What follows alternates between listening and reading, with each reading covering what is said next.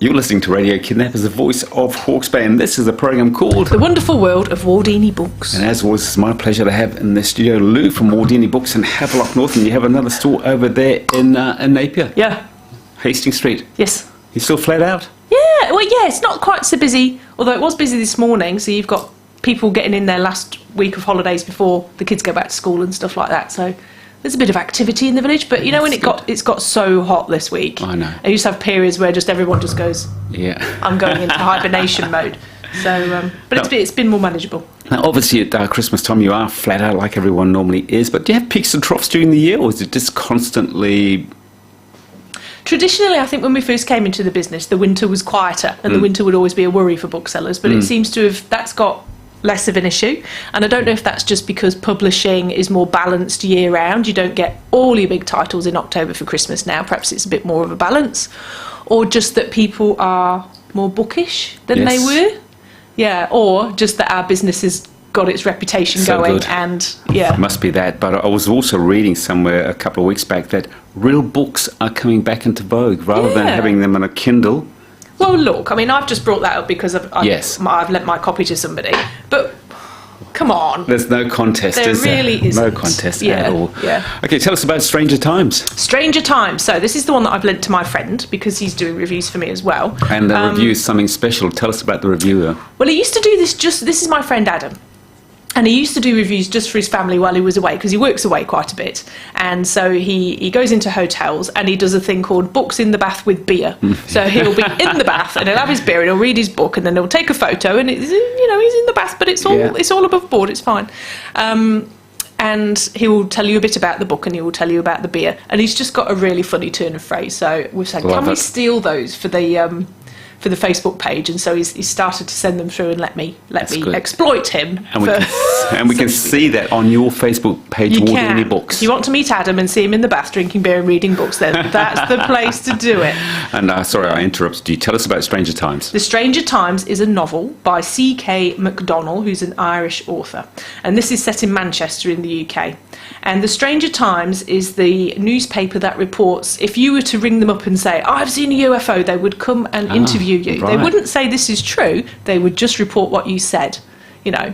And so interspersed through the book there are, there's one where, a story where someone crashes their wagon full of whiskey into Loch Ness, and then there are sightings of a very drunk Loch Ness monster, you know, with a traffic code on its head and all sorts of stuff. And anyway, those are interspersed throughout it. But the main premise of this is that there's a woman called Hannah, and she was quite a prominent family, and her husband's been doing, unbeknownst to her, been doing the dirty on her for years, and it's all blown up out of proportion, and she's been in the news because she tried to set fire to his clothes, nearly set fire to the house, row. So she's decided to go it alone. She doesn't want any of her stinking husband's money, so she's now poverty-stricken and searching for a job, and this is the job she gets at the Stranger Times. They've got a revolving door of assistant editors because they're all so weird, and the editor is a drunken, abusive type, and you know, so people are forever just going, I can't cope with this, and leaving. But once Hannah's started, she's so proud of herself for actually having a job that she sticks at it. And the things they have, like Loon Day they call it, where there's a queue around the block of people that come in and tell you their stories, you know. And they're loony. So Loon Day, I know, it's a bit rude, isn't it? It's a bit un-PC. But some really strange things start to happen, and it turns out that there are supernatural beings that walk among us. So what if the strange news is actually the real news, is the premise of it. But it's told with such a light, funny tone, and I've been trying to think what you can compare it to. You know how you say, oh, this is like this. Yeah. It's kind of like Black Books. You remember the humour of Black Books? So the Irish drunk man, because this guy's an Irish drunk man, and but sort of crossed with supernatural ghost hunting sort of stuff. Stephen Kingy in a way. Yeah, so there are there's some quite full-on horror in it, but it's always told in a really funny manner. So the C.K. McDonnell is a comedian, an Irish comedian, and the jokes just keep coming. And it's just, if there's going to be a sequel, and if it had been out, I would have read it immediately. I would have gone straight onto it. So I thoroughly recommend that for anyone that can do something. I just want something a bit different that's going to make me laugh. But proper, plot. Yeah. What do you give it out of 10? For its genre, 10 out of 10, absolutely. Wow, that's very good. Yeah. And Voyage of the Sparrow, Hawke sounds like a sci-fi thing, is it? No, not at all. No. No. So this one's a children's book. It looks like a children's book, doesn't it? But it's one of those excellent children's books in which the kids have a proper adventure, and the whole point is that they start off with no agency in their lives at all, and they decide to take control. So this is by Natasha Ferron. I want to say Ferron because I think it's a French name. Yes.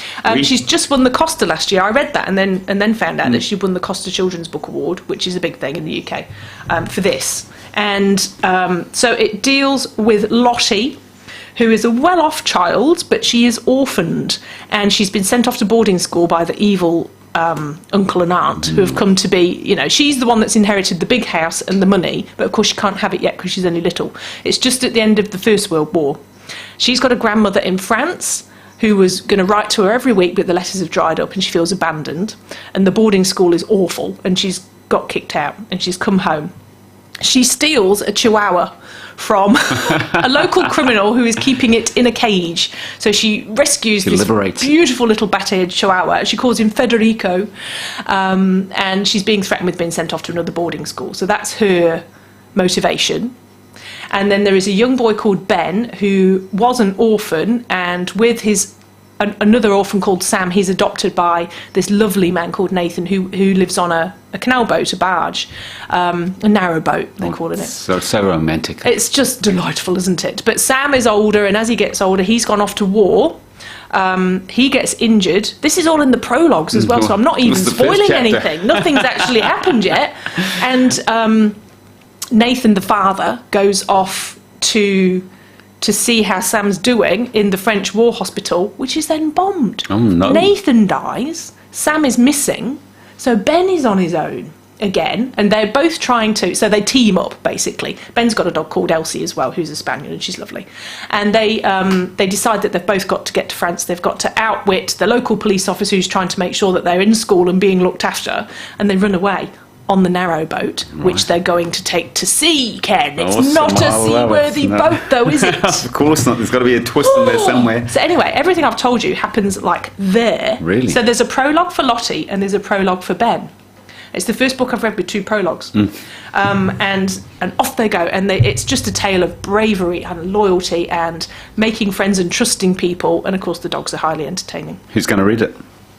Well, it's aimed at kids of about 9 to 12, 13 who like that kind of adventure, because there's real danger in there. It's not fluff, and it's not just slapstick funny. But I always advocate this kind of book for grown-ups too, because absolutely.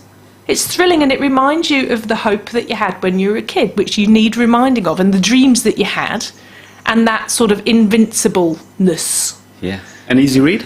Yeah. It's just I think I read it probably in 1 or 2 evenings. It was just, you want to go and read it. You want to run away with Ben and Lottie. And it's got a good ending, I bet. Yeah, fabulous. First time you bought a book and with a good ending for ages. Yeah, I know. And our next and last book we're going to look at today is Amari and the Night Brothers. Sounds like a sci-fi. Yeah. So this is a magical book. It's another children's book, and that again would probably be about. It would be about a 9 to 12, 13. This is my favourite age group, really, for books. They are thick books. This is a really long one, and it's got quite a complex plot. So it's by B.B. Alston, and that's not the real cover. This is the advanced reading copy that I'm not supposed to use for review, but I am. Yes. Ooh, what a rule breaker. Oh, you're naughty. And then it's got this amazing cover, this beautiful black girl with an afro, and she's got the crystal ball and all that kind of thing. So Amari lives in sort of like the projects in somewhere in America with her mum, and her brother's gone away to do this super secret job that they never know what he's doing, and he goes missing, and it's absolutely terrible, and the mum's devastated.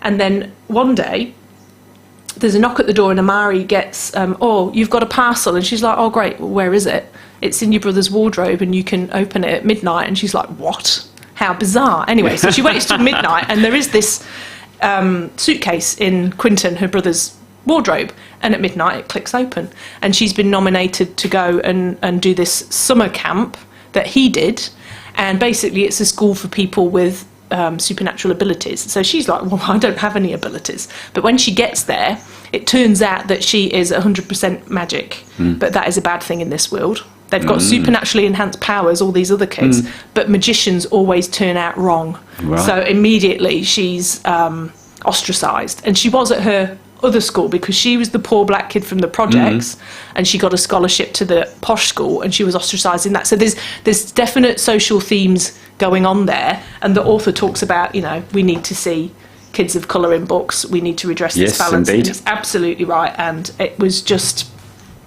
she makes a friend with a girl who's kind of like a dragon hybrid, but has not come into her dragonness yet because she's yet to display an act of courage or something like that. So she's got this one friend, and then one of the hierarchical families, one of the boys there, befriends her as well. So it's like, what is going on? Where is her brother? How can she find him? Tale of, again, having to fight through lots of different barriers to get what you need. Sounds like a great read. It was very exciting. If you were magic, what's the first thing you would do? I'd have to really think about that, Ken. Oh. I'm sorry, I am an overthinker. Yes. I would have to really think that through to make sure I didn't make a mistake. What would you do? Oh, I don't know now. Exactly. You see, you put doubt in my mind. Yes. Oh, I was going If to I say... hadn't said that, Yeah, I don't know. I don't know what I would have said. I'd like to be the Lone Ranger. would you? Yeah. He was a real hero. If you had if I had a hero, he would have been my hero growing up. Okay. Did you have a hero? I don't know. I suppose I'm not really one for heroes. Yeah. It probably would have been a musician. Like I always thought Gary Newman was Oh, extremely yes, cool. that's right. Yeah. Oh, well, Yeah. the Lone Ranger, Gary Newman. Just, yeah, to be able to make those weird and wonderful sounds and look and sound like you actually are not of this earth. Well, you can do that already. You're a fabulously talented musician. What more do you want? As always, my pleasure. You look after yourself. Talk to the same time, same place next week. Cool. Thanks, Kim.